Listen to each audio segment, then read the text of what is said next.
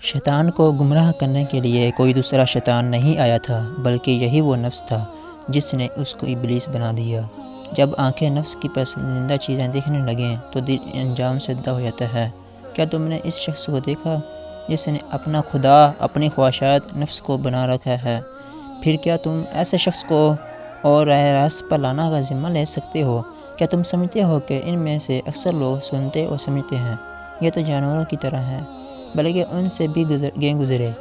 نفس وہ بھوکا کتا ہے جو انسان سے غلط کام کروانے کے لیے اس وقت تک بھوکتا رہتا ہے جب تک انسان وہ غلط کام کر نہیں لیتا، اور جب انسان وہ کام کر لیتا ہے یہ کتا سو جاتا ہے، لیکن سونے سے پہلے ضمیر کو جگا دیتا ہے۔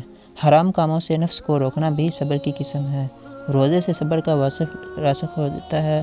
صبر بھی ایک ایسا ہی اہم عمل جس کے بغیر دین پر عمل اور ایمانی تقاضوں کی تکمیل ممکن نہیں۔ صبر کا وصف ہی انسان کے اندر ایسا حوصلہ پیدا کرتا ہے کہ وہ اللہ تعالیٰ کی رضا کے لیے ساری دنیا سے لڑنے اور باطل کتوں سے نبرد آزما ہونے کے لیے تیار ہوتا جاتا ہے۔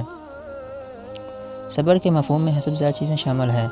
اپنے نفس پر کنٹرول کر کے اللہ تعالیٰ کو حرام کردہ چیزوں سے اور اس کی معصیت سے بچنا، اللہ تعالیٰ کے احکام کے مقابلے میں نفس کی لذتوں اور اس کے حیوانی تقاضوں کو نظر انداز کر دینا، اللہ تعالیٰ کے دین پر عمل کرنے میں جو مشکلات پیش آئیں انہیں خندہ پیشانی سے برداشت کرنا اور لوگوں کی لعنت و ملامت کی پرواہ نہ کرنا۔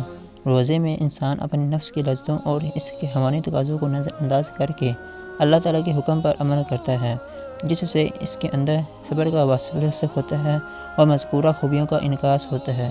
اے اللہ، میری بھلائی و ہدایت میرے دل میں ڈال دے اور مجھے میرے نفس کی برائی سے بچا۔ آمین۔